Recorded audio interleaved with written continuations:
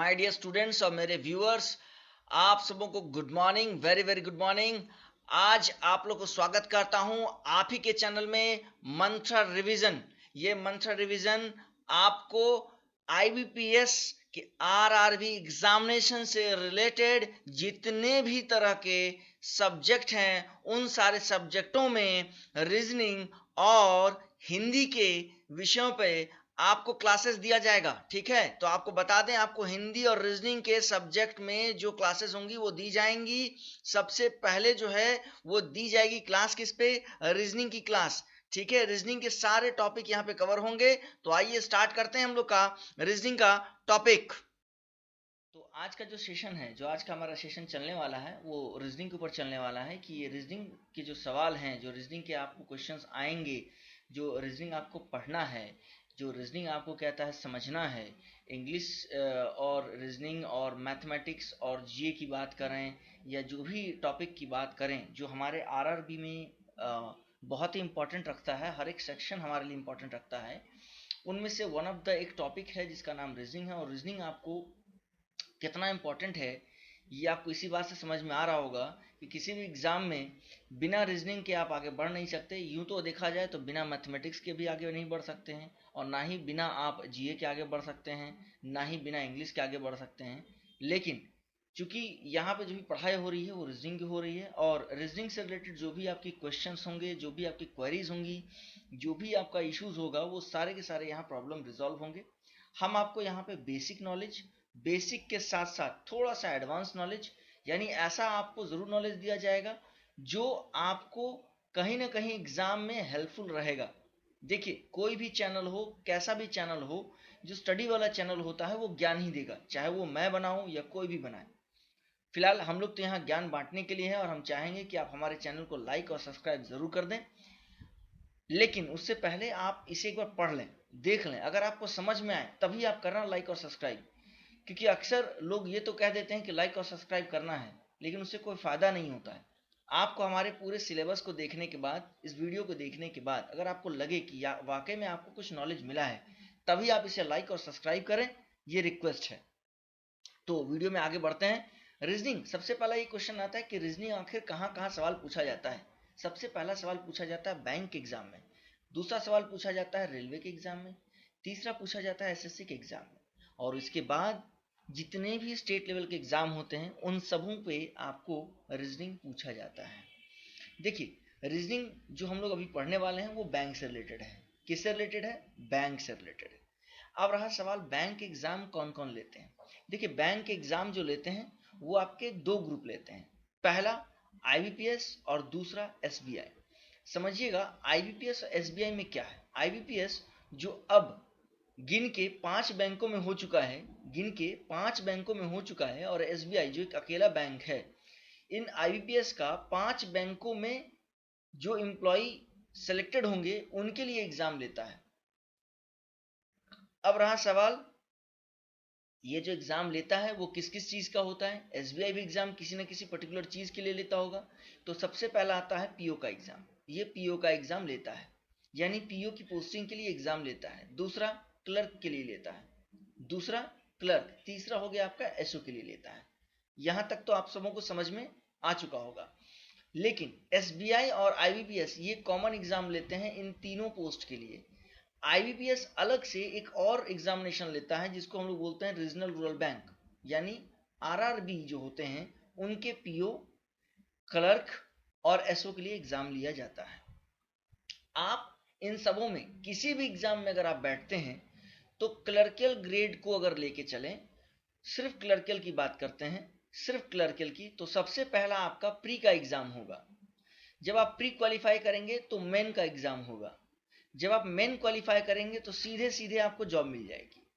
ये क्लर्क के क्षेत्र में होता है। लेकिन अगर आप पीओ की बात करें और पीओ का एग्जाम अगर आप देने जाते हैं तो वहां भी प्री होगा, मेन होगा, लेकिन उसके बाद आएगा इंटरव्यू, और उस इंटरव्यू को क्वालिफाई करने के बाद आपको जॉब मिलेगा।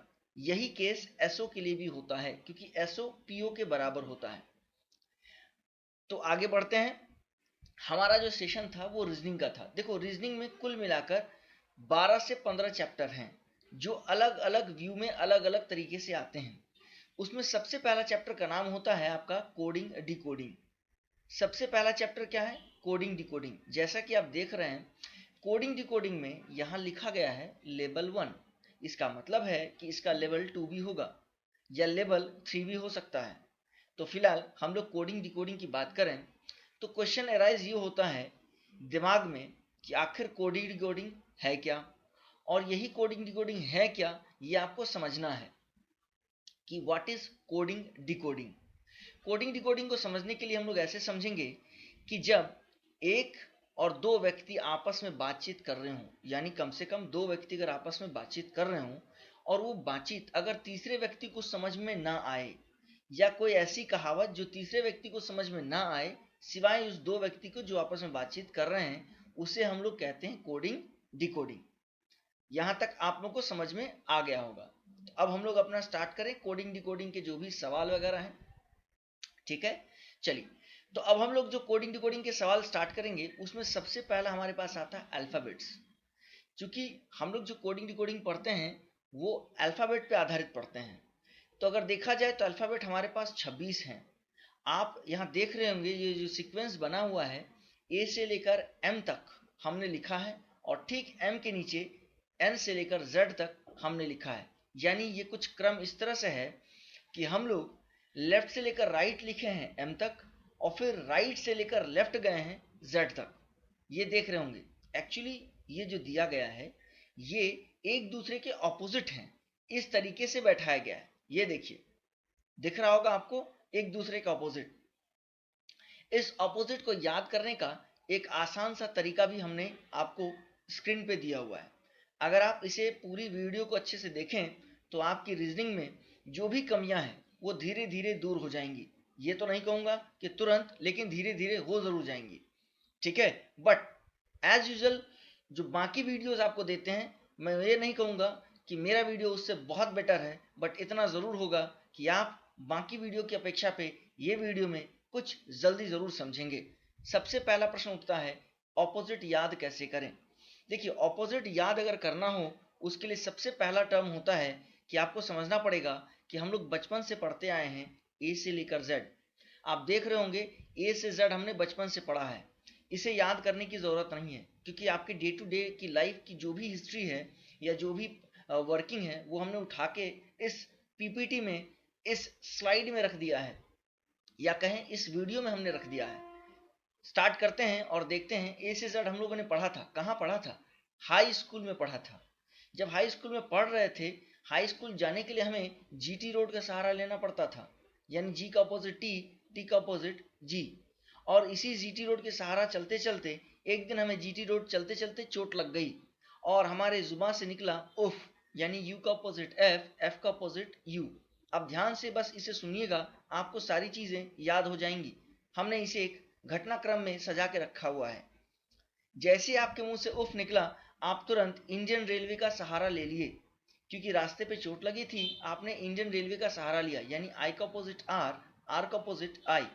और इसी इंडियन रेलवे का सहारा लेने के बाद आप उसमें जब चढ़ने लगे तो आपको किसी को देखकर प्यार हो गया। आप देख रहे हैं यहाँ वर्ड जो लिखा है लव, उसमें 4 अक्षर हैं एल ओ वी ई। ये जो 4 अक्षर आप देख रहे हैं ये 4 अक्षर क्या बताता है? तो ये बताता है कि ये जो 4 अक्षर है इसमें एल का अपोजिट ओ है और वी का अपोजिट ई है।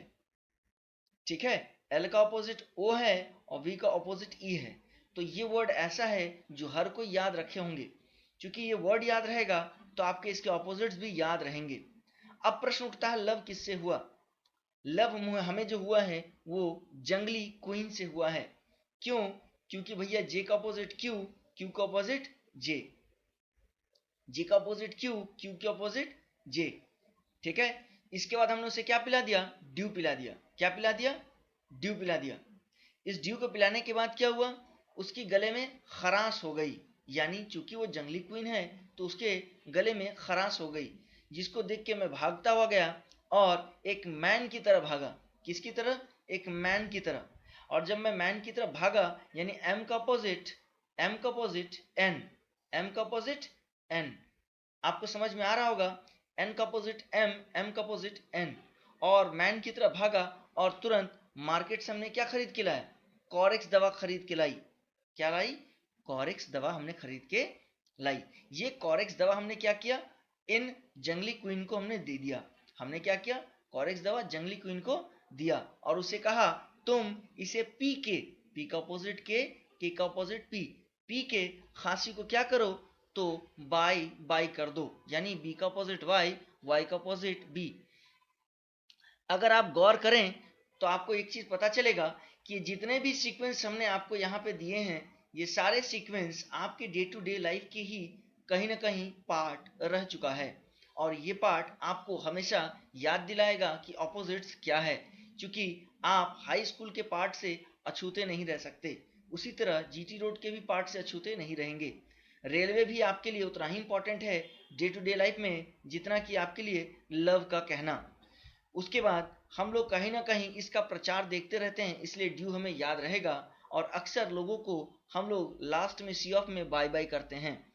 रहा सिर्फ ये कॉरेक्स की बात, तो कॉरेक्स दवा मार्केट में अभी भी अवेलेबल है और चूंकि कॉरेक्स दवा है उसमें सी का अपोजिट एक्स होता है और एक्स का अपोजिट सी। आशा रखता हूं कि आपको ये सारी चीजें समझ में आ गई होंगी। अब आते हैं अपने अगले क्वेश्चन पे। उस क्वेश्चन की अगर बात करें तो क्वेश्चन पे जाएंगे तो सबसे पहला सवाल ये रहा। हर एक क्वेश्चन के लिए मैं आपको 10 से 15 सेकंड का मोहलत दूंगा। इस 10 से 15 सेकंड में आपको इसे सॉल्व करना है। जल्दी से इसे बनाइए। अगर आप इसकी बात करें तो अब देखते हैं ये टाइगर क्या हुआ, TIGER कैसे हुआ ये QDFHS। आखिर ऐसा क्या हुआ कि ये यहां पे सेट हो गया?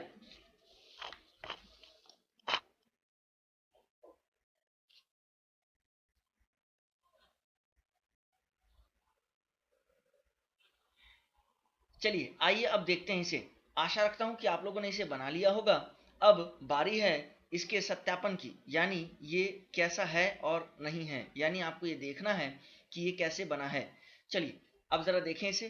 टी का पोजीशन मैं लिखते भी जा रहा हूं और इसे आप समझते भी जाइएगा, क्योंकि इससे क्या होगा, दोनों चीजें याद होंगी। एक तो पोजीशन याद होगा और दूसरा आपका इसका नंबर भी याद होगा। देखिए टी का पोजीशन होता है 20, टी का पोजीशन होता है 20, आई का पोजीशन होता है 9, जी का पोजीशन होता है 7, ई का पोजीशन होता है 5, आर का 18। अब आप सोच रहे होंगे हमने ये क्या लिखा है। अगर आप एबीसीडी को क्रमवत अगर आप इसे पढ़ें तो पता चलेगा 1 नंबर में ए, 2 नंबर में बी, 3 नंबर में सी, 4 नंबर में डी और ई का नंबर 5 है। उसी तरह जी का 7 और आई का 9 है। अगर इसकी बात करें तो ये 17 है और ये 4 है, 6 है, 8 है और यहाँ 19 होगा।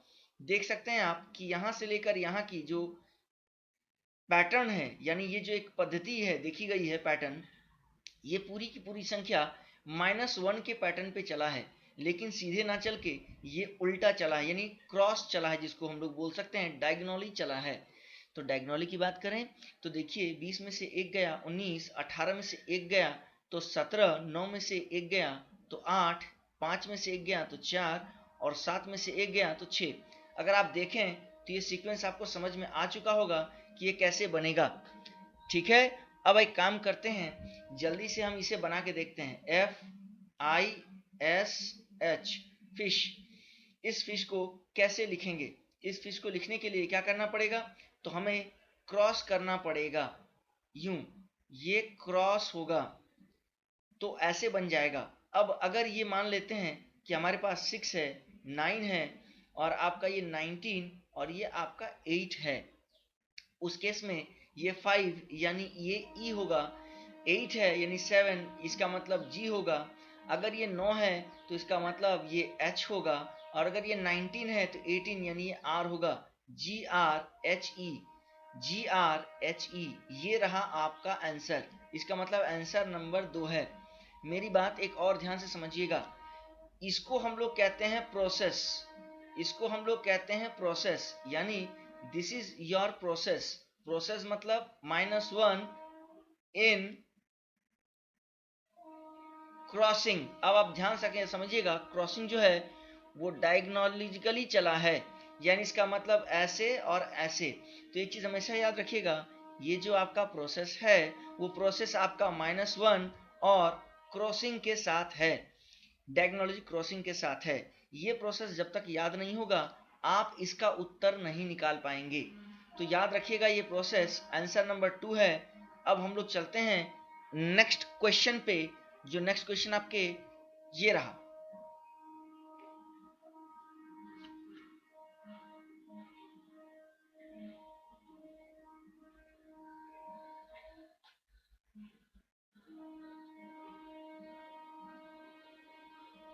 अब इस क्वेश्चन को कैसे बनाना है ये भी ध्यान से देखिएगा। MISSIONS ये मिशन लिखा गया है। इस मिशन को कैसे बनाएंगे तो जरा ध्यान से समझिएगा। इस मिशन को बनाया गया है MSIISNOS।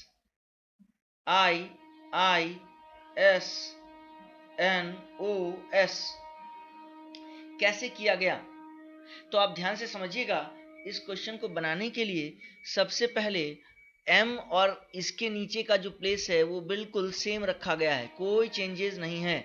उसी तरह S को भी यहाँ कोई चेंजेस नहीं रखा गया है। ठीक है, आप सबों से गुजारिश है, हो सकता है पीछे से कुछ आवाजें आ रही होंगी जो कि ट्रेन की है, उसे आप ध्यान ना दीजिएगा। क्यों? क्योंकि मैं जिस जगह पे हूँ उस जगह पे हो सकता है आपको थोड़ी दिक्कत हो। इस असुविधा के लिए खेद है। अब ध्यान दीजिएगा, M का M आया, S का S आया, कोई चेंजेस नहीं है। लेकिन अब क्या किया गया, इस I को इस I के प्लेस पे, इस S को इस S के प्लेस पे केवल शिफ्ट किया गया है। ध्यान से समझिएगा, शिफ्ट किया गया है। उसी तरह इस I को इस I के प्लेस पे, इस S को इस S के प्लेस पे शिफ्ट किया गया है। और सेम उसी तरह N को यहाँ पे और O को यहाँ पे, यानी यहाँ पे ऐसा कुछ भी नहीं है, बस copy paste in cross term, यानी कॉपी पेस्ट है केवल क्रॉस टर्म के हिसाब से। आपको आई थिंक समझ में आ गया होगा कि ये कैसे होगा, है ना। चलिए तो हम लोग एक बार सवाल भी बना लेते हैं। हमें बोला गया था ONLINE ऑनलाइन। इस ऑनलाइन की बात करें तो O अपने जगह पे O होगा, E अपने जगह पे E होगा, ये तो आपने देखा था। अब क्रॉस होगा, L इस जगह पे होगा, N इस जगह पे होगा। उसी तरह ये N इस जगह पे होगा और ये I इस जगह पे होगा। ये आपका उत्तर है। अब जरा उत्तर को देखते हैं। यहाँ पे 1 2 3 जगह पे है और उसके बाद L जो है वो केवल इसी में है, OLNNIE। इसका मतलब आंसर हमारा 1 नंबर होगा। आशा रखता हूं इस सवाल को भी आप समझ गए होंगे। अगले सवाल पे चलते हैं, ये रहा।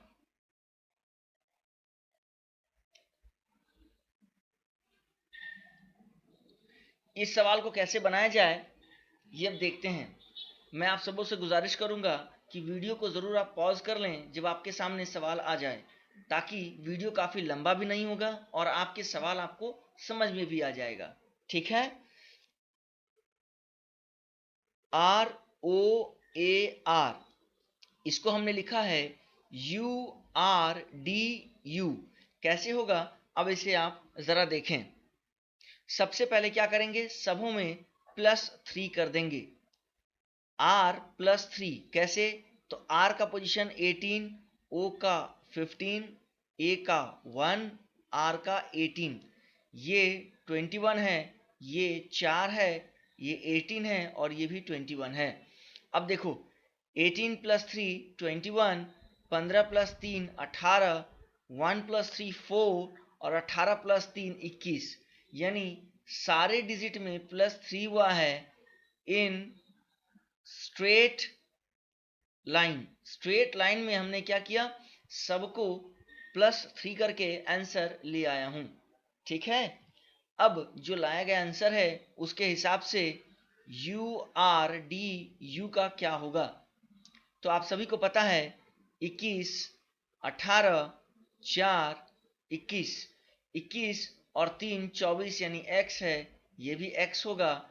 4 3 7 यानी g होगा, और 18 और 3 21 यानी u होगा। ux gx यानी x u g x, x u g x, ये होगा आपका आंसर। आपको समझ में आ गया होगा। अगला प्रश्न ये रहा आपके स्क्रीन पे, आप जिसे देख रहे हैं, इसमें आप देख रहे हैं लिखा है RAHUL, मैंने इसे छोटे अक्षर में लिख दिया है। राहुल इक्वल्स टू 60 है। कैसे होगा? आप वीडियो को पॉज करके उसके बाद बना लीजिए और फिर इसे ऑन कर लीजिएगा। तो प्रोसेस क्या होगा? प्रोसेस है R equals to 18, A equals to 1, H equals to 8, U equals to 21, L equals to 12। सभी को ऐड कर देना है, सबको ऐड कर दीजिए। तो ऐड करने पे 18 plus 1 plus 8 plus 21 plus 12 equals to 60 होगा, इक्वल्स टू 60 होगा। उसी तरह अगर मोहन के 13 प्लस 15 प्लस 8 प्लस 1 प्लस 14 को ऐड कर दें तो वो 51 हो जाएगा। आप ऐड करके चेक कर सकते हैं। तो हम लोग अपने क्वेश्चन पे चलेंगे जिसका नाम है ANURAG, अनुराग। अनुराग में ए का होगा एक, और ये क्या होगा? मैं इसे यहां ना लिख के यहां लिखता हूं। एक, उसके बाद होगा 14, उसके बाद होगा 21, फिर होगा 18, फिर होगा 1 और फिर होगा 7। अगर सबको जोड़ दिया जाए तो यूं देखेंगे 7 और 1 8, 16, 16, 16 और 4 20 और 2 22, 22 के 2। अब ध्यान दीजिएगा 2 सिर्फ यहीं पे है, तो या तो आंसर हमारा आंसर 2 होगा या तो नन ऑफ दीज होगा, क्योंकि आगे जोड़ा नहीं हूं अभी तक। तो अगर 22 का 2 हाथ में बचा 2 है, 2 2 4 5 6 यानी 62। तो आंसर नन ऑफ दिस ना होके 62 हो जाएगा। अगर ये 6 के जगह 52 आता आंसर तो हम लोग नन ऑफ दीज देते, लेकिन चूंकि हमारा आंसर 62 है और 62 क्वेश्चन में के आंसर में दिया गया ऑप्शन में है, इसीलिए हमारा ऑप्शन 62 होगा। आशा रखता हूं ये भी आपको समझ में आ गया होगा। आगे अगले सवाल पे चलते हैं। अगला सवाल अगर आप देखें तो ये सवाल थोड़ा सा डिफरेंट है। मैं कोशिश कर रहा हूं कि हर बार आपको अलग अलग सवाल दिया जाए, अलग अलग चीजें दी जाए, ताकि आप सोचने की क्षमता को बढ़ा सकें। और आपकी सोचने की क्षमता बढ़ेगी तो कोडिंग डिकोडिंग आपके लिए आसान हो जाएगा। यहां सवाल पूछा गया है कि टेल का कोड क्या होगा। अब ध्यान दीजिएगा, चूंकि टेल का कोड पूछा है और इससे अभी सिर्फ एक ही क्वेश्चन है, तो इस एक क्वेश्चन को सॉल्व करने का तरीका मैं बताता हूं। यहाँ 2 है और 2 आपको खोजना पड़ेगा, इस जगह पे भी 2 है। अब ध्यान दीजिएगा, टेल ऑफ नाइट ना, यहाँ पे द पाथ हेवन है, यानी केवल 2 यहाँ पे और केवल 2 जो कॉमन मिले हैं, इसके हिसाब से कूजा IGAD और BELIYA में कॉमन क्या है? JA कॉमन है। इसका मतलब है कि 2 का कोड क्या होगा? JA होगा।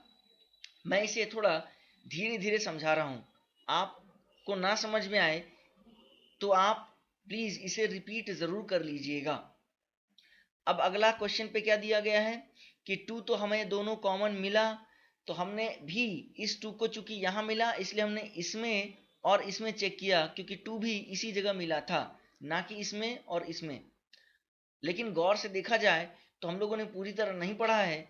2 यहां भी है तो कोड यहां भी जा मिलेगा।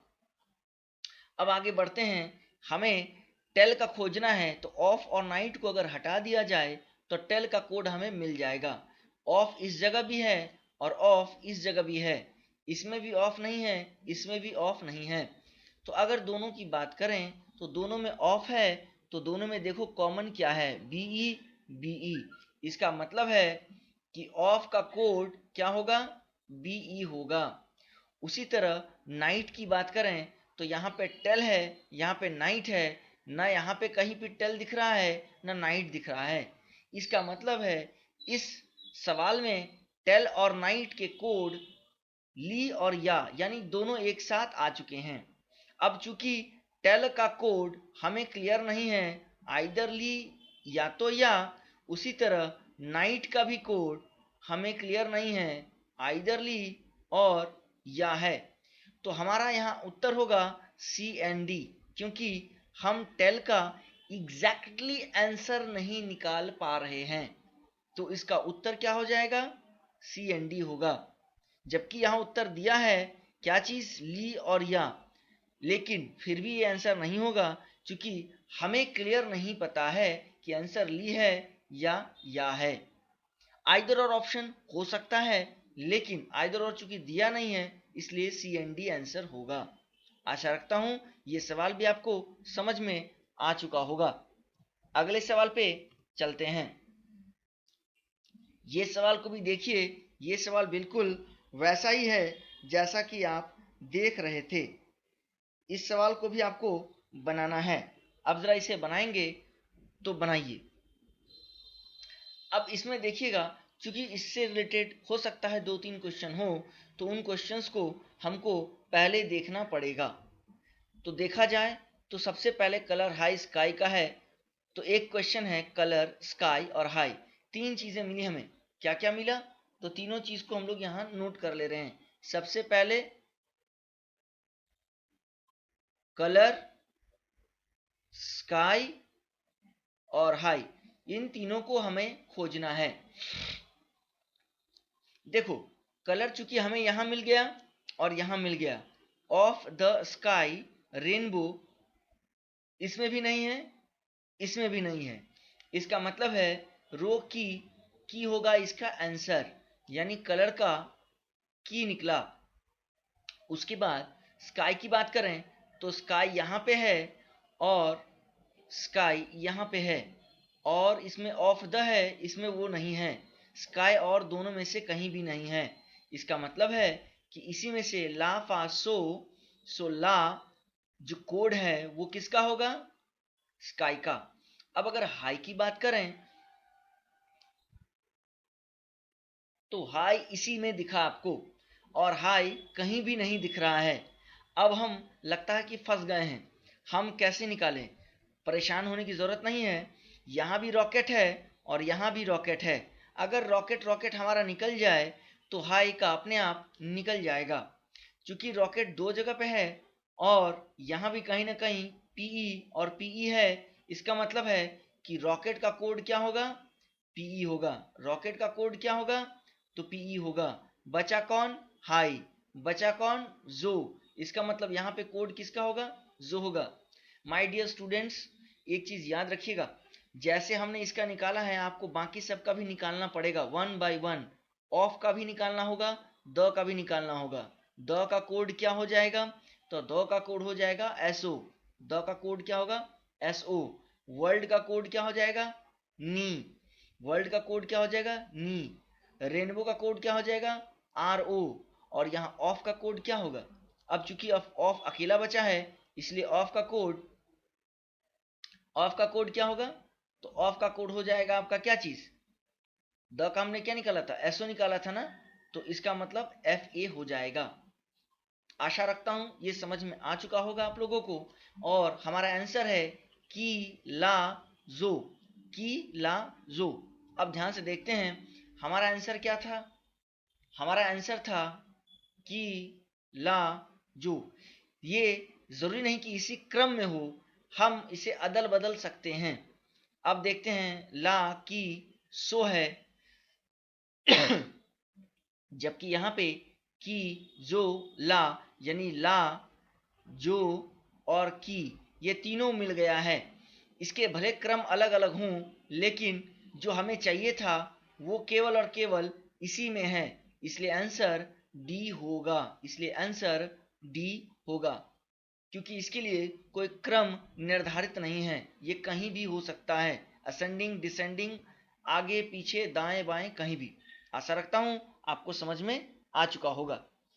अगला प्रश्न ये रहा। ये प्रश्न बहुत ही अलग प्रकार का है। अगर आप देखें तो उसमें बोला गया है कि alternate the letter from B onward is written in a small letter other while others are written in capital, then how will the third day from Tuesday will be coded? अब ध्यान से समझिएगा, इस क्वेश्चन में बिना बनाए हुए भी आप आंसर दे सकते हैं। फिलहाल मैं बना भी दूंगा और समझा भी दूंगा। अगर बात करें ट्यूसडे के बाद 3 ऐड करना है, तो ट्यूसडे का मतलब क्या हो गया? ट्यूसडे के बाद वेडनेसडे पहला, थर्सडे दूसरा, फ्राइडे तीसरा, यानी आंसर फ्राइडे होगा। आंसर फ्राइडे होगा। अब चूंकि फ्राइडे सिर्फ एक ही सेगमेंट में लिखा गया है, इसलिए हमारा आंसर फ्राइडे हो गया। लेकिन एग्जाम हॉल में हो सकता है फ्राइडे 2-3 जगह लिखा हो, तो क्या करेंगे? उसके लिए आपको लिखना पड़ेगा ए से लेकर जेड तक, A B C D E F G H I J K L M N O P Q R S T U V W X Y Z. अब इसमें बोला गया है कि बी को लेकर और बी के बाद वाले को लेकर छोटे अक्षरों में लिखना है, लेकिन चूंकि हमने सभी बड़े अक्षरों में लिखा है, तो जो छोटे होंगे उसे हम सर्कल से डिनोट करेंगे। तो बी के बाद सी नहीं, डी के बाद ई नहीं, एफ के बाद जी नहीं, H J L N P R T के बाद वी एक्स और जेड, ये सारे के सारे छोटे अक्षर में होंगे। इस लिहाजे से फ्राइडे का स्पेलिंग जो होगा वो यही होगा। कैसे? तो एफ सर्कल में है, यानी एफ छोटा होगा। उसके बाद आर भी सर्कल में है, आर छोटा होगा। उसके बाद आई बड़े में होंगे। उसके बाद डी छोटा में होगा। उसके बाद ए बड़ा में होगा क्योंकि सर्कल से बाहर है। उसके बाद वाई, चूंकि ये भी सर्कल में नहीं है, तो वाई। आप देख रहे हैं हमारा आंसर कैसे आया। आशा रखता हूं ये चीज भी आपको समझ में आ चुका होगा। अगले क्वेश्चन पे चलें तो फिर से हमने थोड़े से चेंजेस लाए हैं और चेंजेस लाते हुए आपके सामने कुछ रखा है। जरा देखिए आखिर ये कैसे बना। ये कैसे बना, इसको बनाने का तरीका है, सबसे पहले लिख लें SEQ UENCE और इसे रिवर्सल ऑर्डर में लिख देना है। रिवर्सल ऑर्डर का मतलब होता है कि अगर हम 1 2 3 4 5 6 7 8 है, तो इस 8 को यहां लिखना पड़ेगा, यानी 8 7 6 5 4 3 2 1। 1 के जगह पे कौन? S, 2 के जगह पे कौन? E। आप समझ पा रहे होंगे कि मैं इसे क्या कर रहा हूं। इसी तरह से लिखते जाना है। तो इधर से कौन होगा? E होगा, उसके बाद C होगा, उसके बाद N होगा, उसके बाद E होगा, उसके बाद U होगा, उसके बाद QES। और इसे लिखने के बाद आपको सब में इनमें +1 करना पड़ेगा। E के बाद F, C के बाद D, ठीक है, N के बाद O, उसके बाद E के बाद F, U के बाद V, Q के बाद R, E के बाद F, S के बाद T। अब आप समझ गए होंगे कि हमने इसे कैसे लाए हैं, ये किस प्रकार से आया है, ये आपको समझ में आ चुका होगा। देखिए यहां जो है वही यहां भी है। इसे दोबारा समझने के लिए मैं सवाल को बना देता हूं। सवाल क्या था? CHILDREN, हमें क्या करना था? रिवर्स लिखना था, यानी NERDLI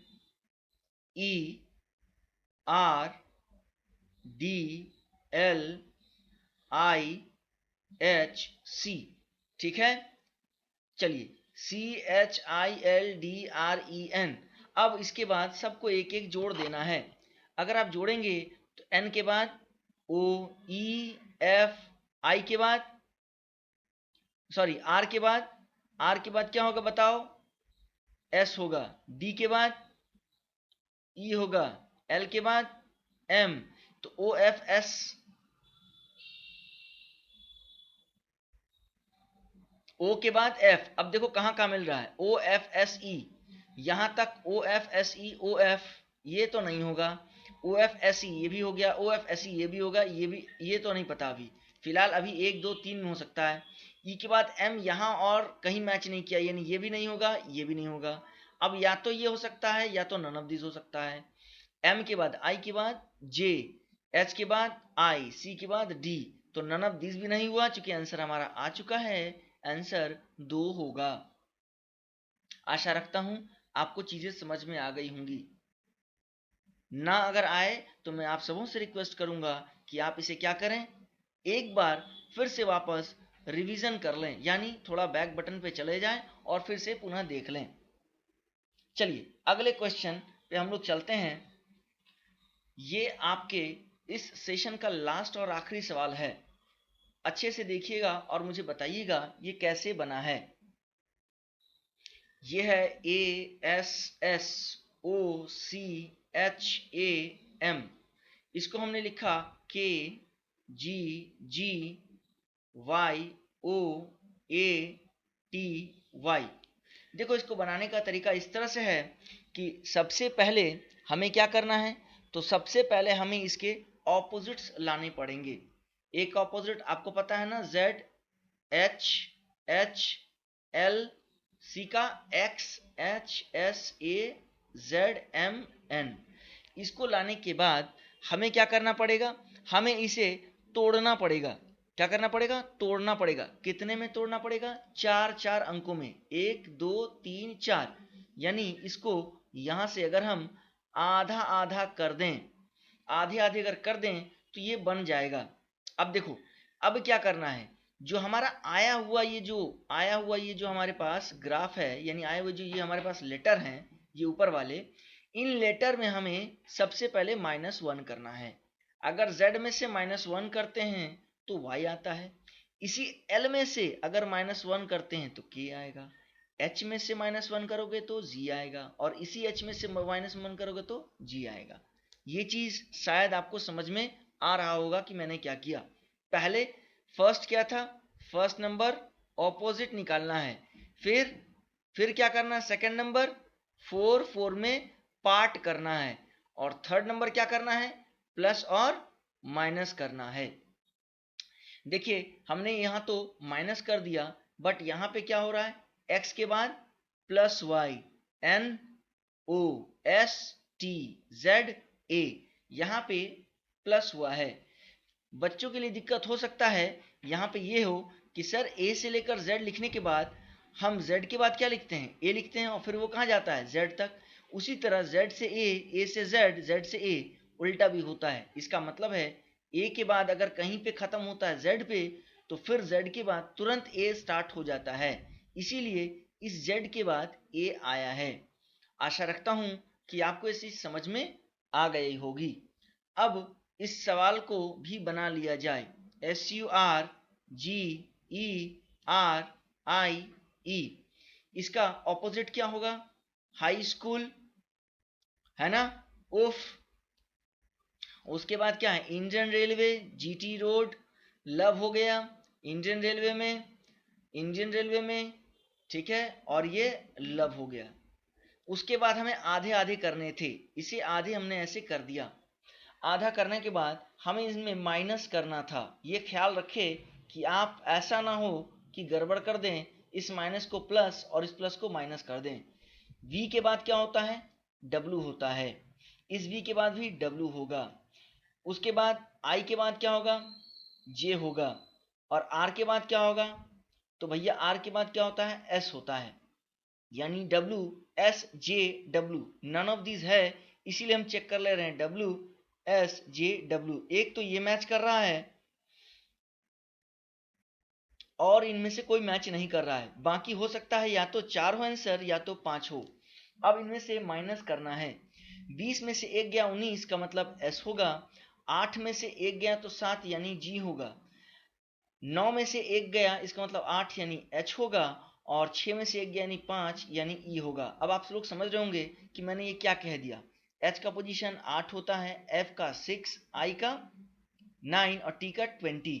यही हमने माइनस किया, इससे आसानी से निकल गया कि ये यहाँ होगा, ये यहाँ होगा, ये यहाँ आया और ये यहाँ आया, है ना। तो आशा रखता हूं कि मेरे चैनल के माध्यम से आपको पूरी तरह सब कुछ समझ में आ गया है कि आखिर कैसे कैसे करना है। इसी तरह हम लोग अगला वीडियो भी बनाएंगे और बनाने के बाद आपको हम लोग बताएंगे। सो आप सभी को थैंक यू सो मच। आप लोग हमारे चैनल के साथ जुड़े रहें और इसे लाइक और सब्सक्राइब करना प्लीज़ ना भूलें। अगर आपको वीडियो पसंद आया है तो प्लीज़ लाइक और सब्सक्राइब ज़रूर करें ताकि हम अपडेटेड वीडियो आपको मिलता रहे और हमारे साथ सभी बच्चे जुड़े रहें। जब तक एग्ज़ाम नहीं होता है तब तक आपको हर तरह की वीडियोस इस पे अलग अलग चैप्टर के मिलते रहेंगे। Thank you so much for watching Mantra revision.